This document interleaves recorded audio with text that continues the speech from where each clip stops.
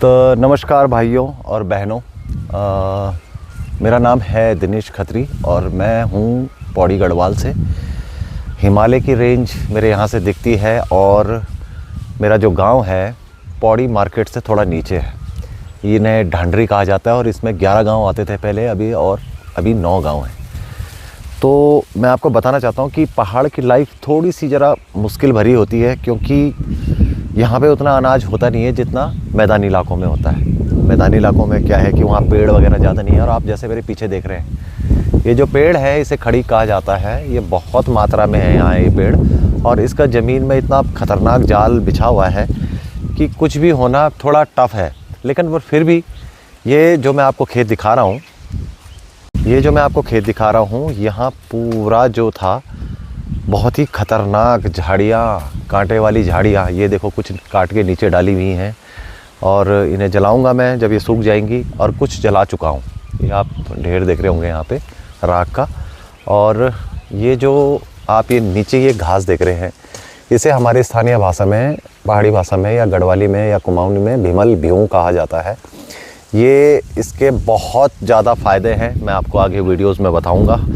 इसे गाय भी खाती है। और ये देखिए सारी लकड़ियाँ काट के ऐसे जलाने के काम आएंगी। बाकी यहाँ पे आप जैसे सामने देख रहे होंगे, एक ये हमारा जिन्हें कहा जाता है बालन देवता, जिसमें ये होता है कि गाय या गांव में किसी का बच्चा होता है तो 21 दिन बाद यहाँ पे दूध चढ़ता है, और दूध चढ़ने के बाद ही यहाँ पे शुद्ध मानी जाती हैं चीज़ें। आप ये जैसे दूसरा दोस्तों इसके बारे में आगे बताऊंगा। ये अमरूद का पेड़ है और ये बचपन में इसके बहुत अमरूद खाए हैं हमने, बहुत ही ज़्यादा। और ये देखिए इनमें अमरूद लगते हैं। अभी तो ये पेड़ बहुत उम्र हो गई इनकी, कुछ सूख के ख़राब भी हो गए हैं। ये देखो दूसरा, ये मेरी माता श्री है, श्रीमती सुशीला देवी खत्री, और ये भी अपने आप में एक बहुत बड़ी हस्ती हैं। इनके बारे में भी मैं आपको आगे बताऊंगा। 80 साल की उम्र है और अभी भी घुट्टे ख़त्म है और अभी भी काम पे लगी हुई है। देखो इस तरह से। तो पहाड़ की लाइफ थोड़ी टफ तो है, आसान नहीं है। ये आप जैसे देख रहे हैं नीचे, ये पूरी सफाई हो चुकी है यहाँ पे, और अभी भी बहुत काम बाकी है। बहुत ही ज़्यादा जंगल था ये यहाँ पे, मतलब कि इतनी झाड़ियाँ, कांटेदार झाड़ियाँ ज़्यादा होती है। तो अभी ज़रा लग रहा है कि हाँ थोड़ा बहुत अभी काम हुआ है। बाकी यहाँ पे मैं लगाऊंगा पेड़, अमरूद, लीची और हाइब्रिड वाले सेब भी ला रखे हैं। फिर दोस्तों ये है हमारा जो सबसे बड़ा खेत है, जिसमें बहुत अच्छा होता है इसमें अनाज। अभी तो फ़िलहाल खेती छोड़ रखी है, 6 महीने तक छोड़ना पड़ता है। 6 महीने बाद फिर यहाँ पे हम गेहूँ, ज्वार, बाजरा वगैरह लगाते हैं। लेकिन फ़िलहाल इस बीच में मैंने पिछले बरसात में ये लीची के मैंने यहाँ पे 15 पेड़ लगाए थे। ये इसी तरह से लगा रखे हैं दोस्तों। ये देखिए इनमें 1.5 बाई 1.5 का गड्ढा करके बहुत, और वो भी बरसात में जब गीली मिट्टी होती है। तो ये पेड़ मैंने इस तरह से लगाए हैं। इनमें आजकल पानी देने का काम हो रहा है, इनमें पानी छोड़ा हुआ है। और ये देखिए ये सारे मैंने बीच में काफ़ी गैप रखा हुआ है इन पौधों के। ये जो लीची के पेड़ है, इसमें आप देख रहे होंगे हल्की सी बौर भी आने लग गई है। ये देखिए ये बौर भी आने, इसका मतलब पेड़ सही हो रहे हैं। ये नीचे भी लगा रखे हैं इस तरह से होल्ड करके, गड्ढे करके। और ये काफ़ी बड़ा खेत है हमारा। और सामने मैं आपको एक चीज़ और दिखाता हूँ दोस्तों। ये एक पेड़ होता है जिसे मेऊ कहा जाता है हमारी भाषा में, गढ़वाली, कुमाऊनी, पहाड़ी भाषा में। और इसमें सबसे पहले फूल इसी में खिलता है। मतलब कि जो हमारा चैत का महीना है, इस समय फूल खिलने का टाइम होता है ये। तो इस समय से मतलब क्या होता है कि एक नई बौर आती है पौधों में, पेड़ों में। जैसा कि आप लोग देख ही रहे हैं, ये बहुत सारे खड़ीक के पेड़ हैं और इनका बहुत तगड़ा जाल है। ये लकड़ी सिर्फ जलाने के काम आती है और भी किसी काम नहीं आती, बस इसी काम आती है। और इसका ये सामने हमारा नागरजा का मंदिर है। ये जो भगवान विष्णु के जो रूप हैं, ये उनका मंदिर है। ये हमारे अपना पर्सनल गांव वालों का मंदिर है। और ये मेरा घर दिख रहा होगा आपको। तो दोस्तों यहाँ इस खेत में बहुत अनाज होता है हमारा, क्योंकि इसमें पानी भी है। देख रहे होंगे आप बीच में ये हरियाली।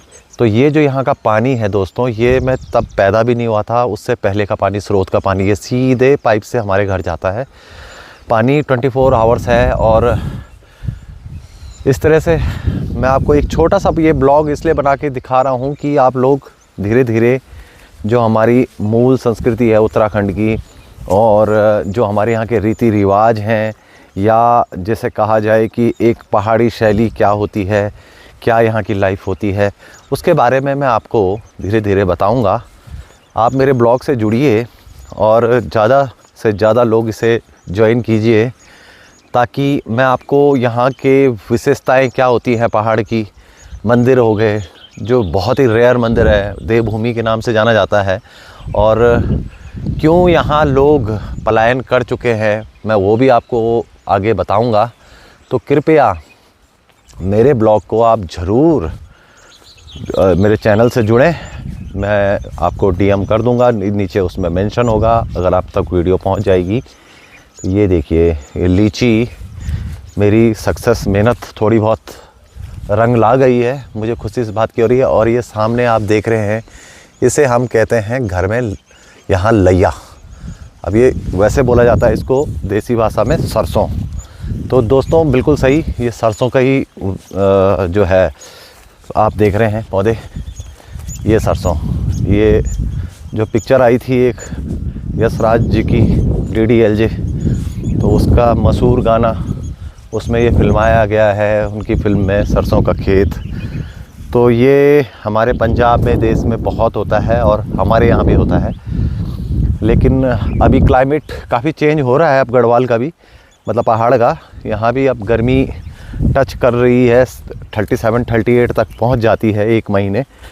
लेकिन उसके बाद फिर बरसात होने के बाद फिर ठंडा हो जाता है। तो फ़िलहाल गर्मियों का सीज़न शुरू हो गया है, और ये नए साल का सत्र भी शुरू होने वाला है इसी मार्च से।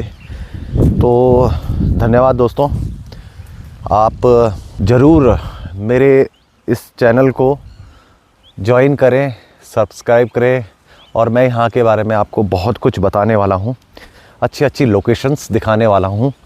और जितने भी हमारे देश में राज्य हैं, उनमें से भी एक छोटा सा राज्य है ये उत्तराखंड। और उत्तराखंड का जो ये पहाड़ी क्षेत्र है, तो यहाँ बहुत चीज़ें हैं जो मैं आपको बताऊंगा आगे।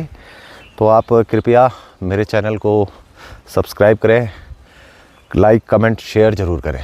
धन्यवाद, नमस्कार, जय श्री राम, जय उत्तराखंड, जय मातृभूमि, जय हिंद।